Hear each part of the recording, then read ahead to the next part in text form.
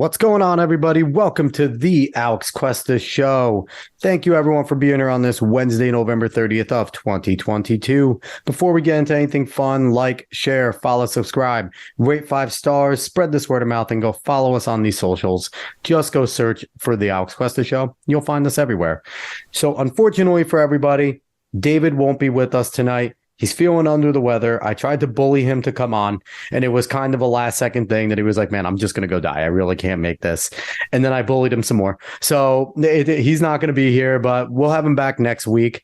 For those that listen every single week, if you're new here, please go back and listen to last week's episode. We had on I Inside the Classroom, big activist against trans rights for little kids and, firm believers with us that there's a lot of abuse going on in schools and things like that with trying to convince kids that they're trans and stuff like that. So go back and listen to that episode. But we're now looking forward to this week because this week we have another awesome guest. I feel like I say it every week that I'm really pumped for my guest coming on, but I am really pumped because if you're a fan of the Blaze Network, there's a good chance that you have heard her talking. She is a contributor on Fearless with Jason Whitlock. She's known there as the First Lady of the Fearless Army. And she's also a co-host of Cut the Bull podcast. She is Shemeka Michelle. What's going on, Shemeka? Hello, Alex, and thank you for having me. And please tell David I am offended because I did at least 2 shows, and I think Fox News with COVID. So tell him whatever he has is minor, and he could have pushed through. Yeah, I've told him to stop being a wimp, and he's just like, he's actually, I was talking to him and he's been kind of MIA, and I texted him, I'm like, where are you? And he's just like, I've been sleeping for 27 hours. Like, I have no idea what's wrong with me. Oh. So I told him to go to the doctor, and he's like, maybe, he's little brother. So he's always just battling everything I say. He's like, yeah, I'm not going to do that. So I don't know. He's going to battle with me. So before we get into any of the topics, I really want to talk about your podcast because Cut the Bull podcast, your co-host, Charles Love, Wilfred Riley, you guys have on guests all the time, and your guests are fantastic. But I want to talk about the dynamic between you three because I really love listening to it. I've been listening to it for a little bit now, and it is so much fun. Talk to us a little bit about Cut the Bull podcast, how it came to be. And anyone that goes to listen to it, please scroll all the way down and listen to the samples first because it is well worth listening to the samples first. But kind of talk about the podcast real quick. Well, so I have never actually met Wilfred in person. I met Charles for the first time in person. I think it was in May. We went to a conference in Dallas, and that was the first time we ever met in person after doing the podcast for a little over a year together. Crazy. Charles saw me kind of traveling the country in 2020 and listening to just some of the speeches that I had done. And he reached out to me and was like, I want to do a podcast and I want you to be part of it. And initially I was thinking, am I going to be the only woman? Because I just don't want, I feel like we have so many things out there where it's just women kind of running the show and doing all the talking. I did not want to be a part of something that was just a bunch of women, sitting around like hens. And I didn't want to be a part of that. So you're telling me The View isn't a great show? Isn't the best show on TV? It's like the best. Yeah. The View sucks. The talk sucks. So, he was like, no, I'm going to get one other guy, and he started telling me about Wilfred, I think, or maybe it took him a while to kind of decide who the other person was, but I didn't know much about him. So I started following him, and then it really just happened so quickly. I had no idea who Charles was, but he was so convincing. He was so kind over the phone. I was like, great, let's do it. And so that's kind of how it came to be. And they are both just so connected, especially Wilfred, being a professor, he knows so many people. So some of the big name guests that we've been able to get has come from his connections. And so it's just been great for me because to me, these men are just so smart and I just learned so much from them, along with the guests that we have on the show. But I look up to them.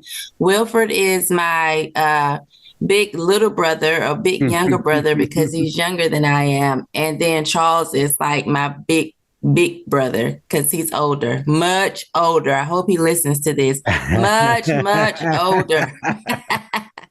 So, and that just kind of shows just the person you are. Because, honestly, you came on here, no questions asked. I messaged you. You're like, yeah, let's do this. And it was kind of like, I message a million people. And that's kind of like the crapshoot, right? You kind of see who wants to come on. Some people want to come on. Some people say not right now. Some people just ignore you, right?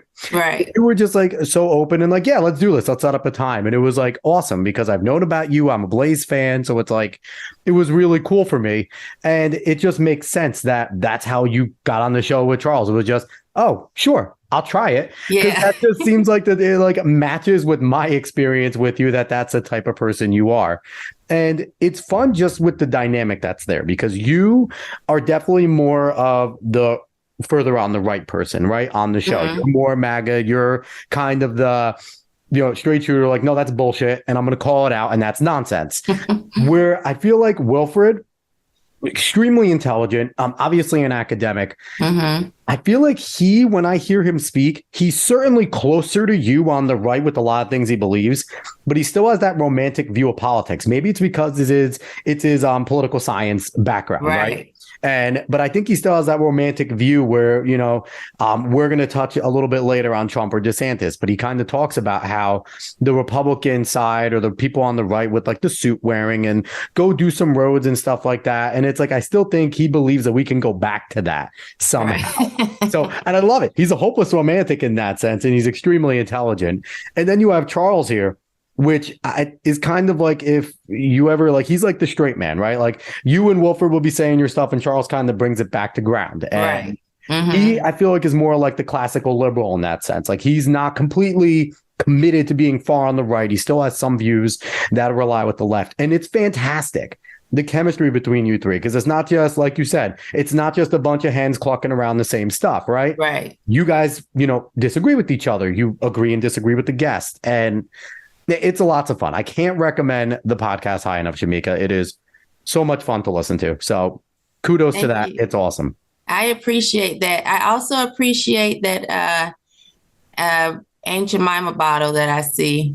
Gotta keep it. Listen, how are they going to retroactively basically take out a successful Black woman that voluntarily put her face and is one of the most famous faces of all time? But, it just goes to show that the left never stopped being racist. It never stopped. So, the Aunt Jemima bottle stays. That just doesn't go nowhere. As a few people have pointed out, but I'm happy that you noticed it. Yes. So let's jump on right into the show. Let's talk. So I want to jump first into United States being the money bags of the world.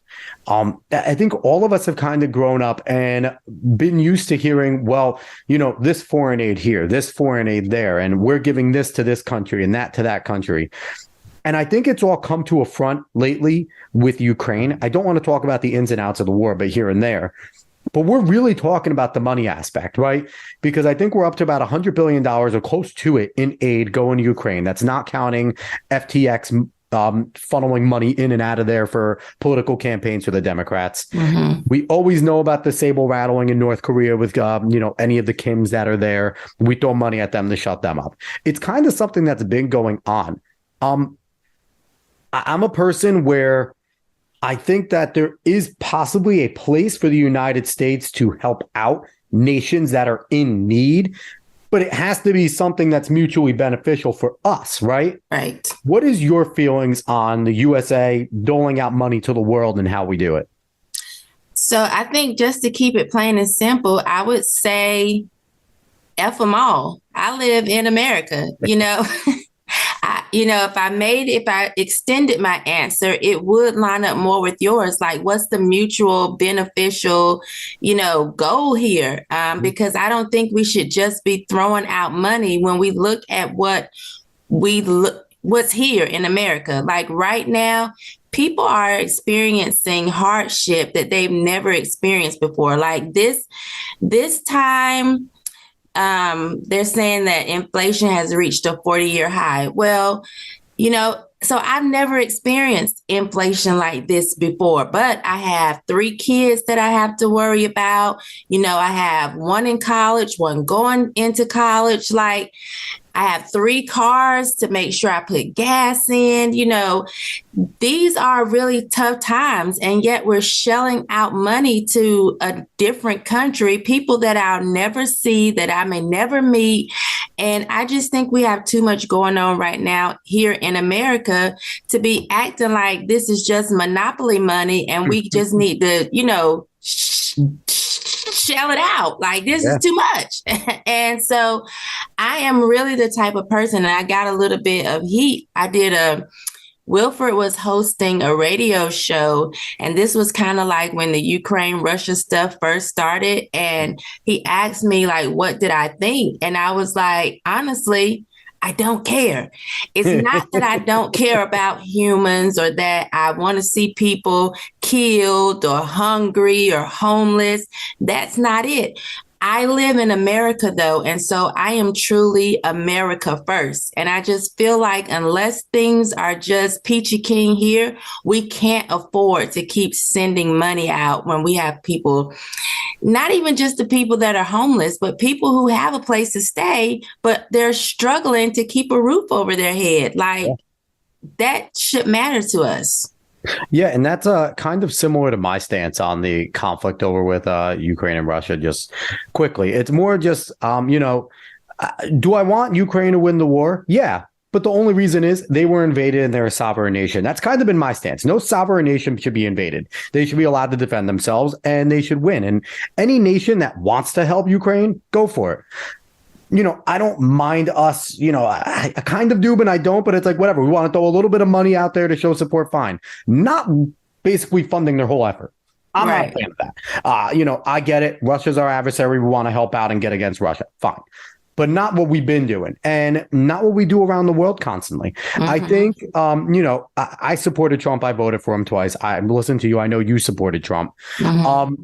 One thing that he did was he kind of exposed all of our allies for just not doing their part, just using us as their protection, using us as their money bank, and, criticizing us all the time while doing it.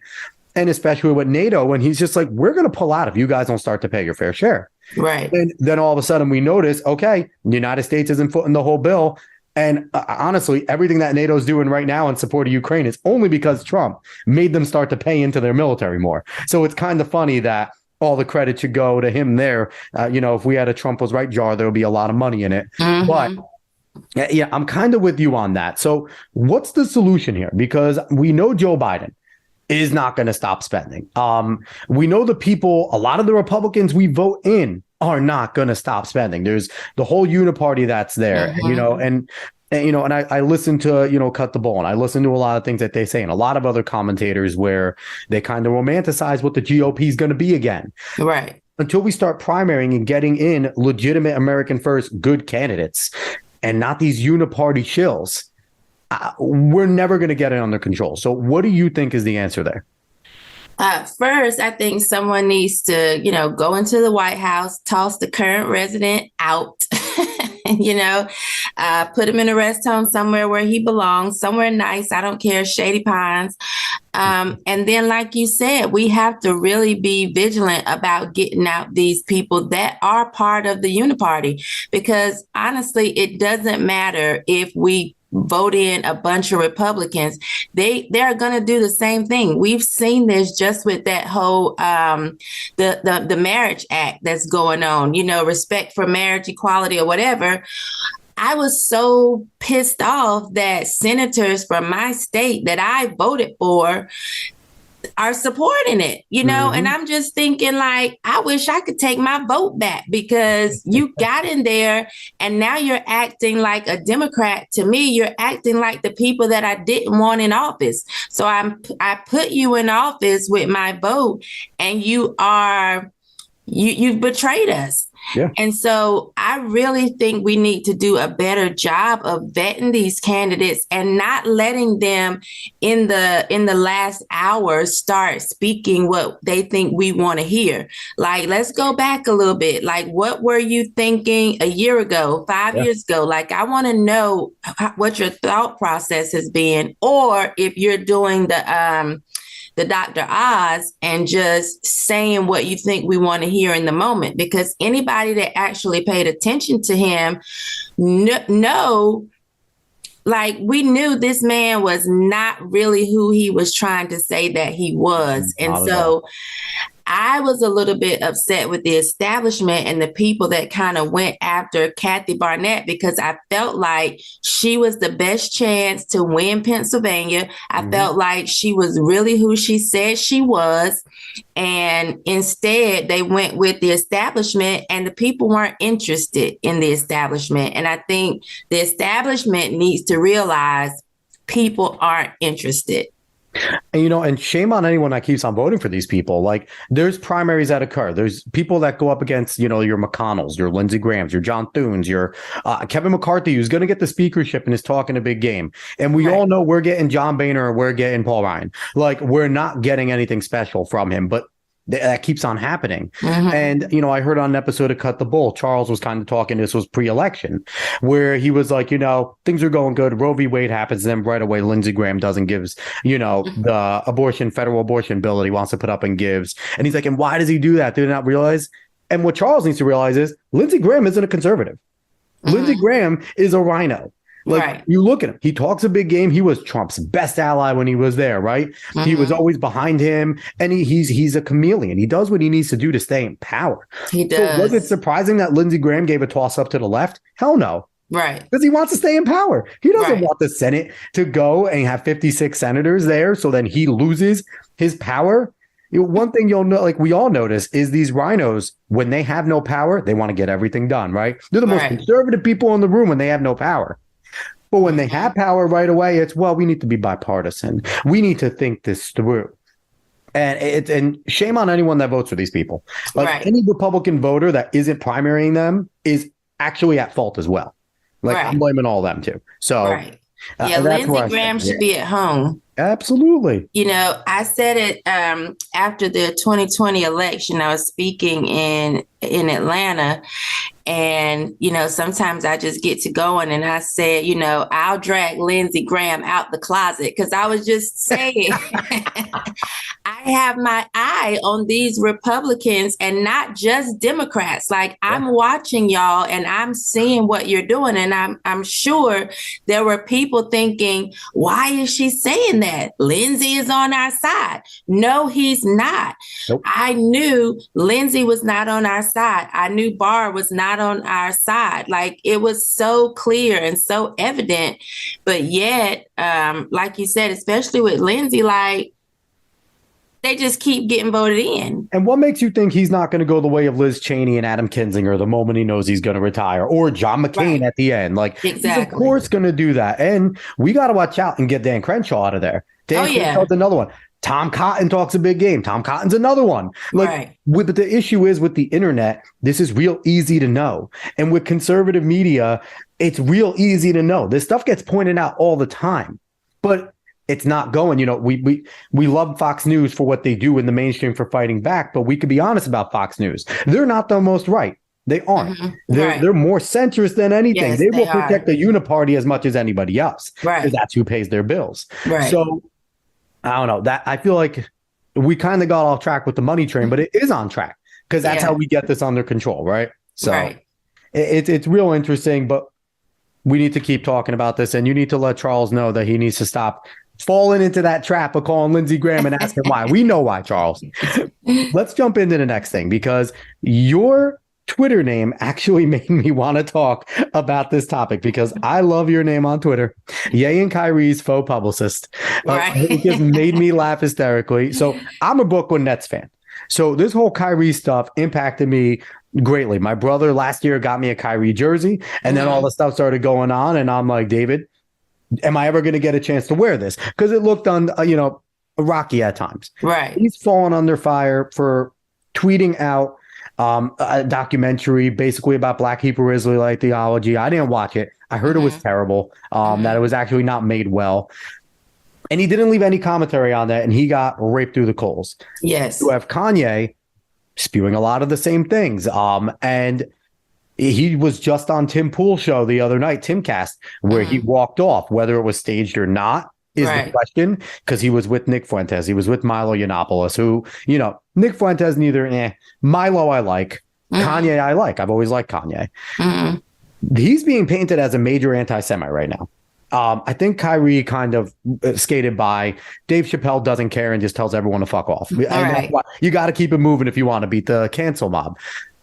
What do you feel about Kanye and what's going on with him right now? Oh, gosh. So I do wish that Kanye would have called names. However, in saying that, I'm not naive. Like, I understand that could have put him even in deeper water, maybe with safety wise. You know what I mean? What about the crypto guy that just died? Did we not see that story where he was doing all those tweets and saying they're going to come get me? And what was it? 5 hours later, he's swimming in the ocean, closed on wallet. Like, yeah, you're not kidding. Yeah. So that's my thing. So that's why I understand that he did not call specific names, because look, who's going to come and help him? Who's going to be there to support him? They're not.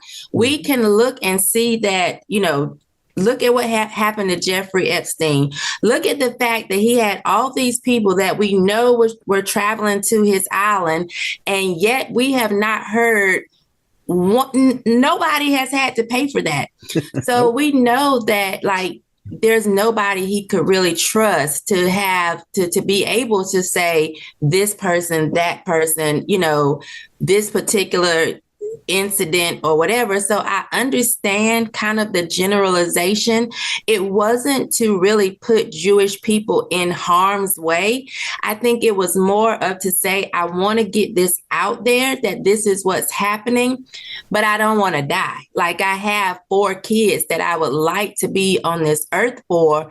And so that was his way of trying to get it out there without making himself a specific target or from specific people. So I never thought that he was trying to be anti-Semitic at all. I never thought that he was trying to harm Jewish people. I never even saw, even with the whole DEFCON 3 tweet, it was my class reunion that weekend. So I was kind of like on and off of Twitter, but I remember opening it and like thinking to myself, oh, tomorrow after his nap, he's going to get up and he's going to cuss out some Jewish people or fuss them out or like it was a typo. We know he meant DEFCON. Like, right. Loves to do this. But I didn't know it at first because I had no idea. I had to look it up. And I'm like, oh, he didn't even spell it right. I'm so confused. So it's interesting to me because let's call it what it is. 3 black men are being painted as being anti-Semitic. Dave Chappelle more just being anti-trans and just not caring and calling things out as they are.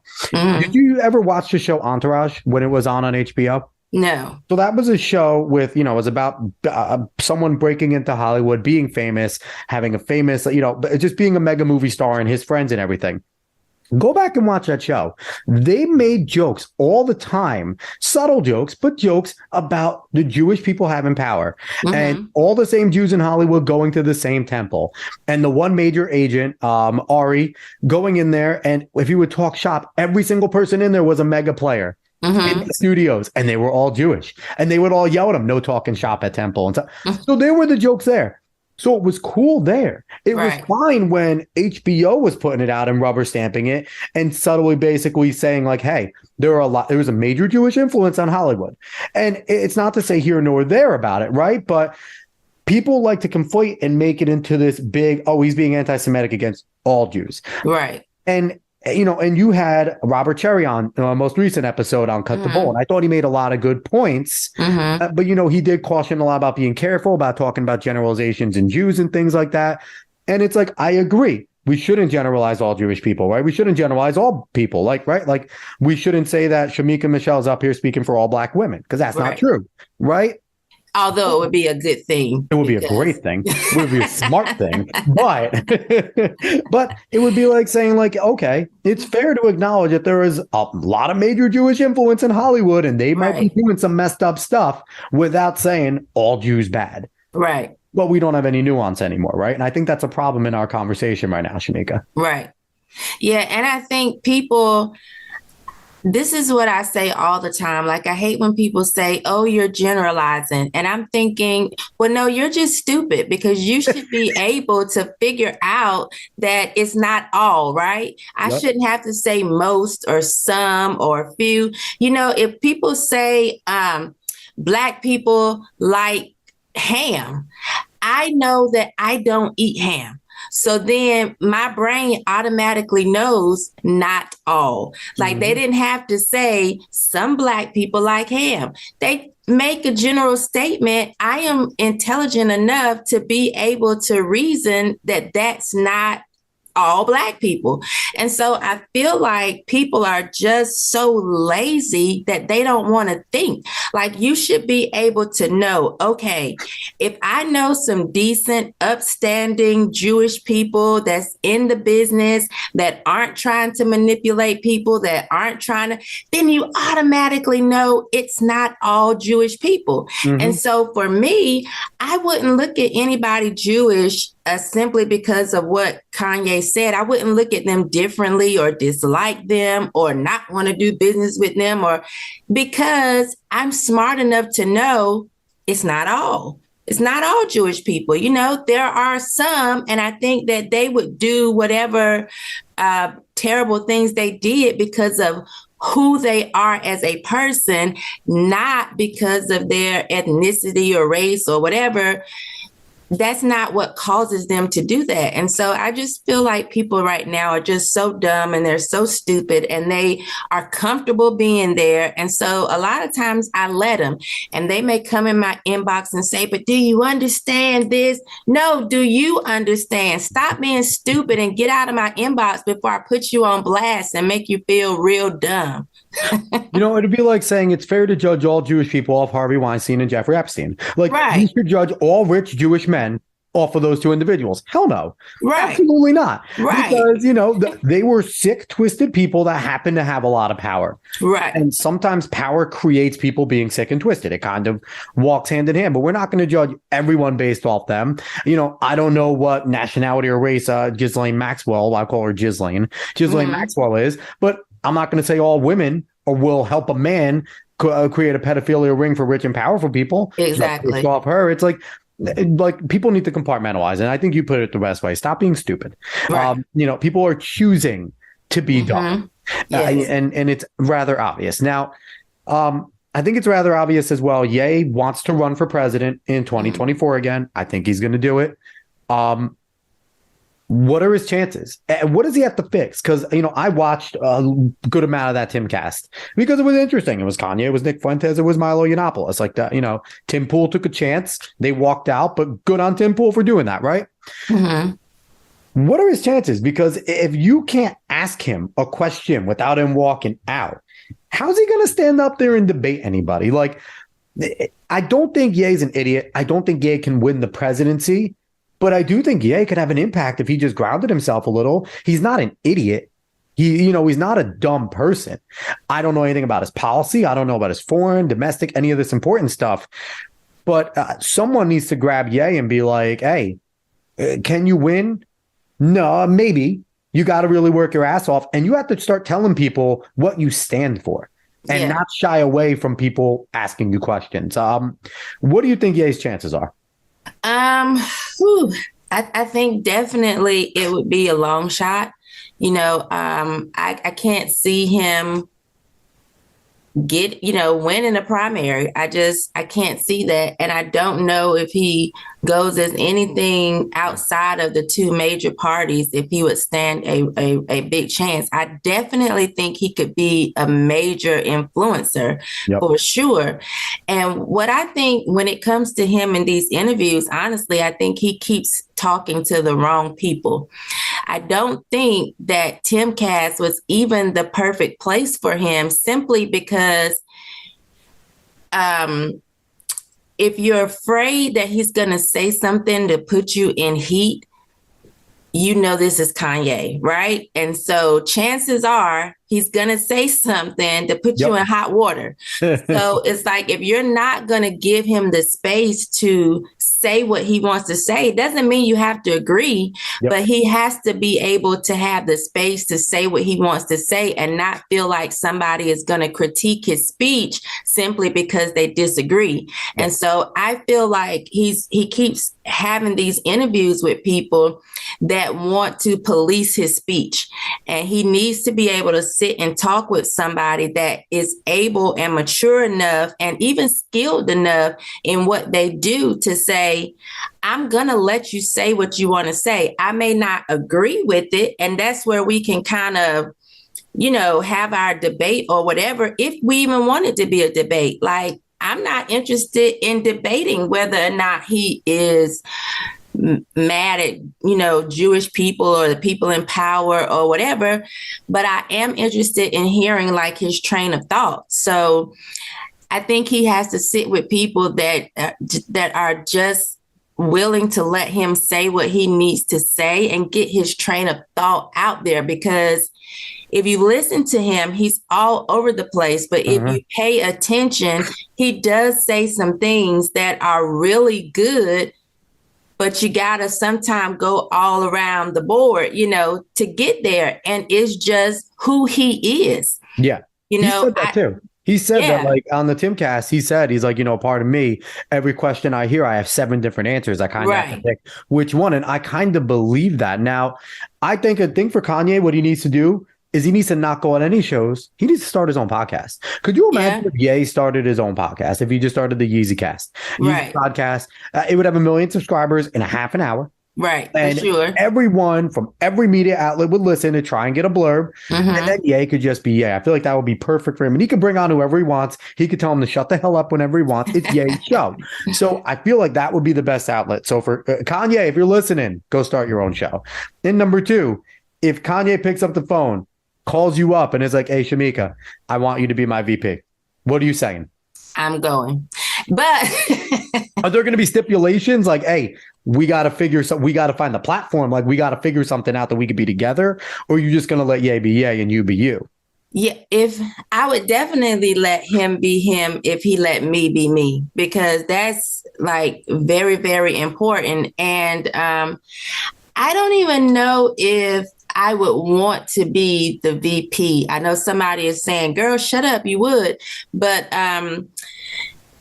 I don't know, but I would definitely help out. Like, I would want to see his vision come to pass. Like, I would do everything that I could to help him, because that's just the type of person that I am. So if I got a phone call, I would definitely, you know, sorry, Trump, you didn't call me personally. I mean, that would be a cool ticket, because I feel like the more people will look into you, like, I feel like you would help his ticket immensely, because they would be like, a strong conservative Black woman that's not afraid to speak her mind. Hell yeah, sign us up. I feel like that, and Kanye and just your rallies would be so much fun. Oh, they would. So I'm campaigning to that. Give me a Ye Shemeka ticket, and it is challenging Trump in my eyes. We need this. So speaking of Trump, let's talk about the future. Now, right now, there's only one person running for the Republican Party at this point for 2024. That's Donald Trump. He announced not too long after the midterms. People are kind of criticizing maybe he announced too early, this and that. I mean, Trump's been campaigning since he lost. The guy's been rallying the whole time. So the announcement, I don't think matters really there. Right. Everyone's saying Ron DeSantis. Ron DeSantis has not stopped working for Florida. He's still busting his ass there, and he has not made an announcement that he is going to run. So a lot of people are putting up DeSantis up against Trump. Who would you pick? If it was side by side on a ticket, who would you pick right now, Trump or DeSantis? I think I would go with Trump, although I will say I feel like DeSantis would be an easier win simply because he doesn't have all of the negative press that Trump, that we would have to deal with that. But I would go with Trump simply because, one, I feel like we're in a war, good versus evil. I think he is the most I don't give a fuck of the two. Yep. And that's the type of person that I think we need in that position, simply because I feel like we've gone back so far just with having Biden in office for the last almost 2 years. Like, look at what he has done. I think we need somebody that'll come in there and take Spanish off the website.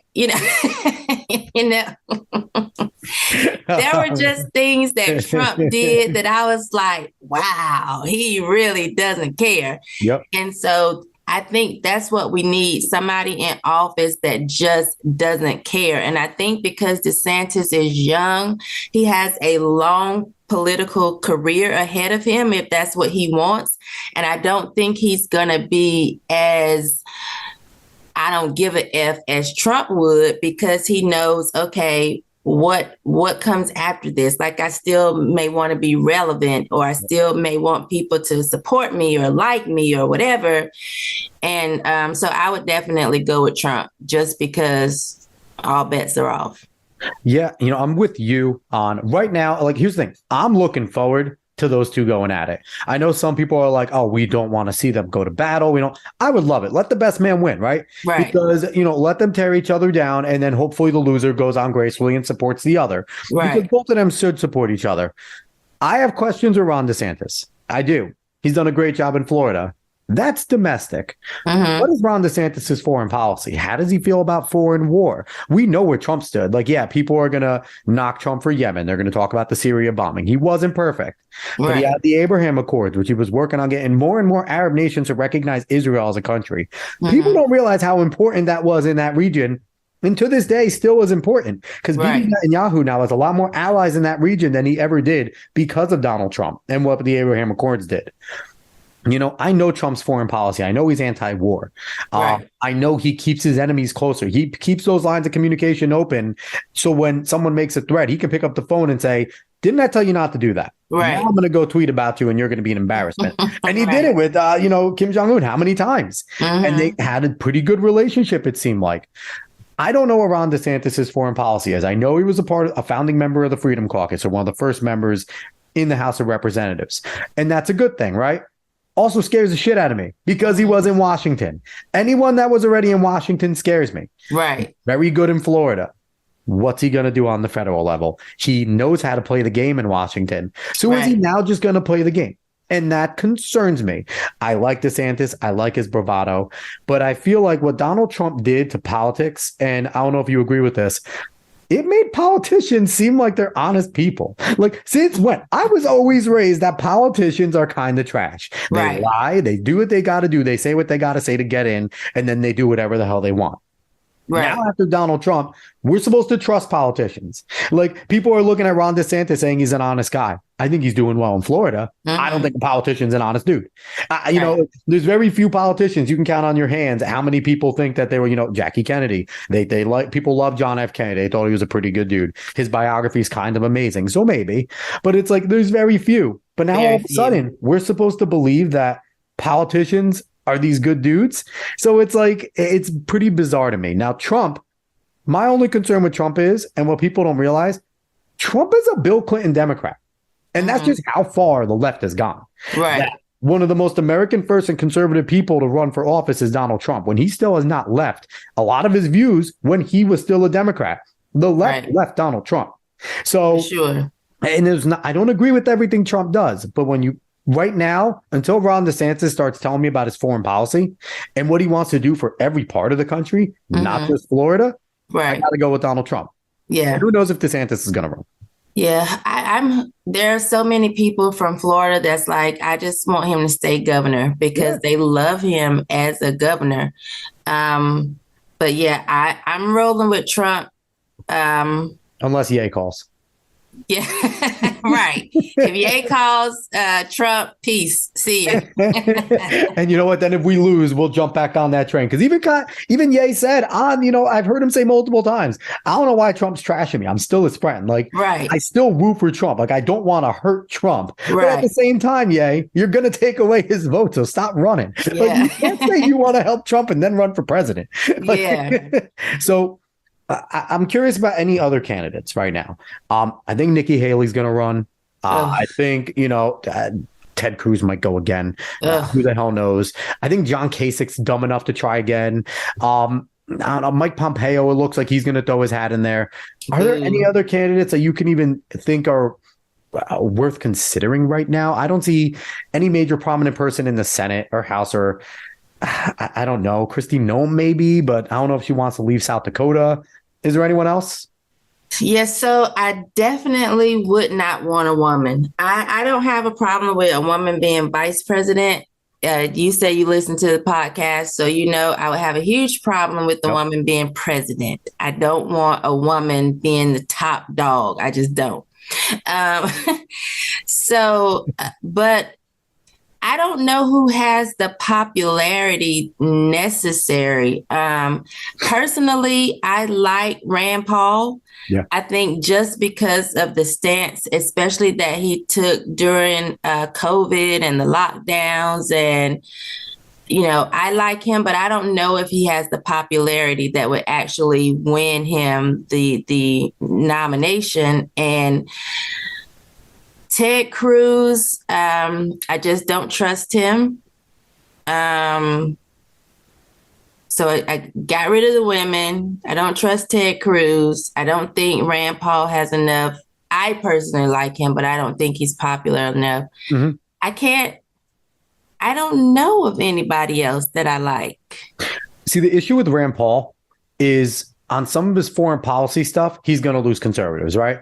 Mm-hmm. But then because he's not like a rigid libertarian, like he's smart, like he's very libertarian, but he's a reasonable libertarian. He's more your sharp libertarian. Like he's not living in fantasy world. And that loses your hardcore libertarian. So that's where Rand Paul would lose. He would have no true base. And it's not because wouldn't be a good candidate or wouldn't even be a good president. He would just lose each side and it wouldn't be enough. So as much as I think all of us would like Rand Paul, I think Rand Paul would be a pretty damn good president. That's where he would lose. But yeah, I'm with you. There's kind of no one else. I don't mind. I know your stance on women being president. I don't mind the right woman going in there, right? I don't think they're there right now. I don't, I hear people toss around Tulsi Gabbard's name or even putting her in there. Get Tulsi the hell away from the White House. Get her name out of your mouth if you're on the right. Tulsi Gabbard is a World Economic Forum young leader. Yeah. Tulsi Gabbard is, if you heard her speak on that debate stage with Democrats, she's saying all the right things now because she, like you said, like with DeSantis potentially, really wants her political career to continue. Mm-hmm. And she also knows that conservatives are dumb for a good-looking woman. And Tulsi knows she's a good-looking woman. So a good-looking woman spouting semi-conservative stuff, dudes are going to drool. Right. Stop it with Tulsi. But yeah, right now it's a one-man race. If DeSantis gets in, it will be a two-man race. I mean, we'll see if DeSantis can stand up to Trump. Yeah. We'll see who that would be a good fight now. The debates would draw in a lot of viewers. It would draw in a lot of viewers, but Trump would, honestly, Trump right out the go, he's going to call him a traitor. That's going to be what he does. I made you and you haven't given me any credit. Yeah. Get off my stage. I think that's what it's going to be. So, Shemeka, thank you so much for coming on. The show was lots of fun. Yes, it was. Is it over? That was quick. It's over. I know it was quick. We had so much fun. We just, we got to going and we had a great time. Is there anything that you would like to shout out? Twitter handles? We talked a bunch about your show, but give it another shout out before we jump off. Yes, definitely tune in to Fearless with Jason Whitlock. We are on the Blaze, but you can tune in on YouTube as well. Make sure you tune in to Cut the Bull. You can get that anywhere you get podcasts. And I'm on Twitter at Shemeka Michelle. I'm on other social media platforms, but they censor me. And I'm starting to really feel this whole Elon thing. Like, I've been... Please follow Shemeka. Your jokes make me cry. The one with the genie, I cried laughing. Please tell that joke. I need it. I need you to tell the joke with the genie right now because people need to laugh. Yes. So there was this black man walking along the beach when he comes across this bottle in the sand. So he picks up the bottle and he rubs it, and out pops a Jewish genie. And the Jewish genie says, "I will grant you one wish." And so the black man said, "I want to be white, tight, and out of sight." And immediately, poof, just like that, the genie turned him into a white man. The moral of he said, "I want to be white, tight, and out of sight." Just like that, the genie turned him into a tampon. And the moral of the story is you never get anything from a Jew without a string attached. If you aren't laughing at that right now, then you don't have a funny bone. People need to laugh at this type of stuff. Messed up jokes are funny, people. They are. I love them. I love them. They're great. Follow Shemeka. If you want to laugh, you'll get some of the best stuff coming out of her Twitter. But again, Shemeka, thank you so much. Everyone, please give us a like, share, follow, give us a subscription, spread this word of mouth. Go find us on the socials. We'll be back next week. Shemeka, thanks again. Thank you for having me, Alex.